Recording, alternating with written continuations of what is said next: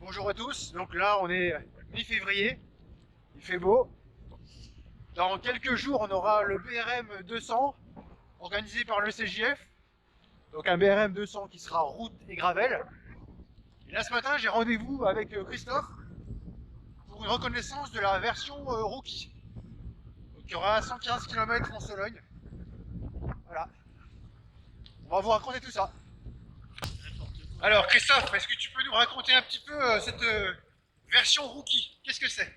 La version rookie, en fait, c'est une version qui est un peu plus courte. On avait déjà organisé un BRM 200 gravel, donc ça fait 200 km, 72 km de chemin. C'était pas forcément à la portée de tout le monde.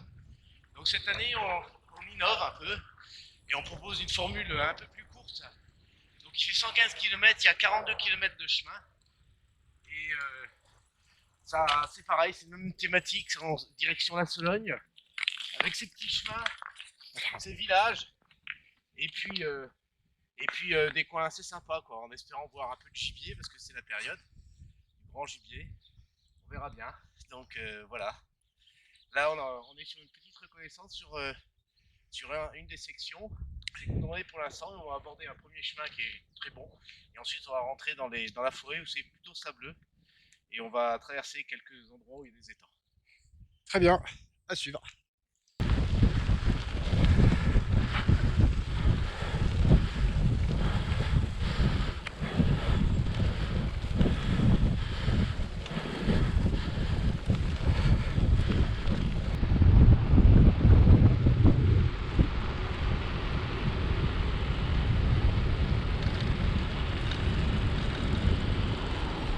C'est là.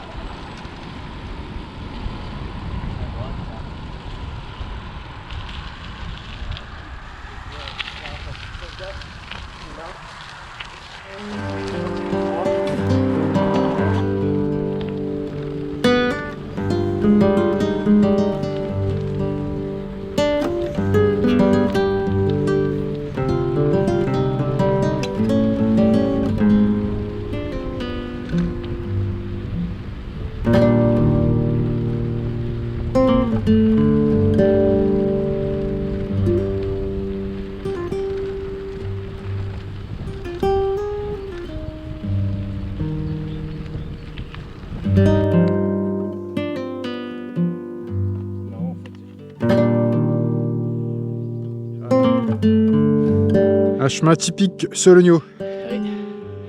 C'est genêt, c'est pain, c'est boulot. Bon, bah je continue. Tu veux dire qu'il y a des boulots, ça veut dire que c'est humide? Bah écoute, la Sologne n'est pas considérée comme un terrain très sec, mais les chemins sont sableux, donc ça absorbe bien.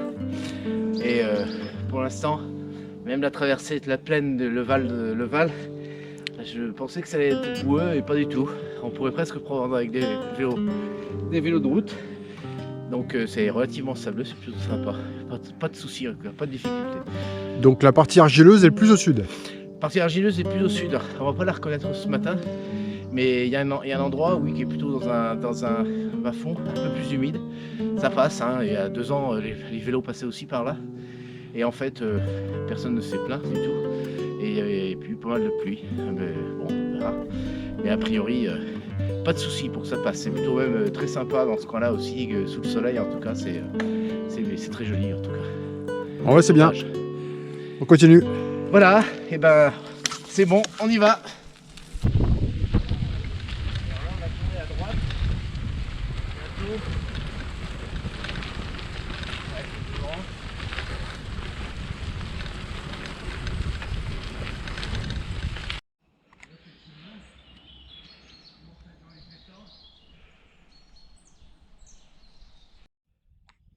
Ouais, Eric, en fait, quand il...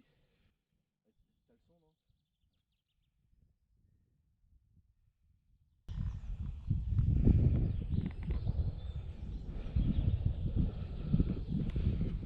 Donc là il y a un peu plus d'eau. Hein. Là, voilà, on est dans la Sologne des étangs, avec ses propriétés privées. Mais bon, c'est calme, c'est sauvage. En vélo, on est tranquille, on croise pas trop de véhicules.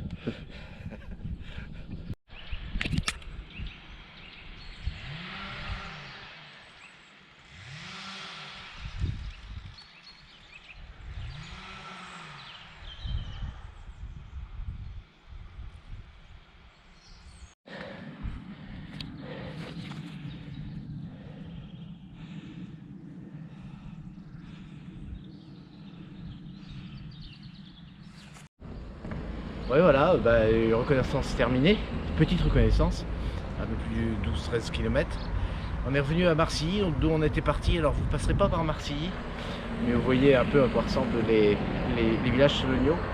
Alors vous commencerez en fait le parcours par tracer une portion de la forêt d'Orléans. Ça vous emmènera ensuite au bord de Loire, vous verrez le petit port de Combreux, qui est un ancien port fluvial. C'est plutôt sympa, vous suivrez le canal, ensuite d'Orléans qui va vers le Loing, etc. Et puis après, vous traverserez la Loire à Saint-Denis de l'Hôtel. Traverser ensuite le Val de Loire hein, par des chemins qui sont bons. Et puis vous allez prendre ensuite les chemins qu'on a pris ce matin, puis vous continuerez un peu vers le sud pour aller dans de la Sologne encore plus profonde, hein, c'est vraiment des coins très sauvages. Vous passerez par Ligny, vous reviendrez par Jouy-le-Potier, par un tout petit chemin qui est plutôt sympa, qui est un concentré de ce qu'on peut voir en Sologne avec ses genêts, ses ajoncs, etc. Et puis ensuite vous rejoindrez Saint-Privé, Saint-Mémin par des chemins encore à travers la forêt pour atterrir sur l'île de Loire et ensuite traverser Orléans, vous aurez la vue sur la cathédrale et vous nous rejoindrez pour un bon ravitaillement, je l'espère, à la fin. Voilà. Comment ça tu l'espères? On est sûr qu'il y aura un bon ravitaillement. Oui, j'en suis sûr, j'en suis certain.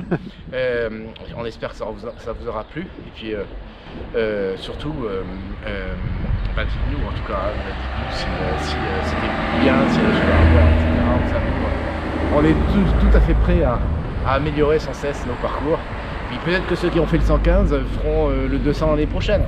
On sait jamais, donc bonne balade et puis on vous donne rendez-vous tous le 6 mars à Fleury-les-Aubrais, salle Guy Môquet au 105 rue des Fossés. Voilà, je donnerai à tous ceux qui se sont préinscrits, j'enverrai la trace aux gens et j'enverrai même pour ceux qui arrivent en train une trace entre la gare des Aubrais et le lieu de départ qui est à moins de 2 km de la gare de Fleury. Voilà, c'est dans 15 jours, hein, donc à bientôt.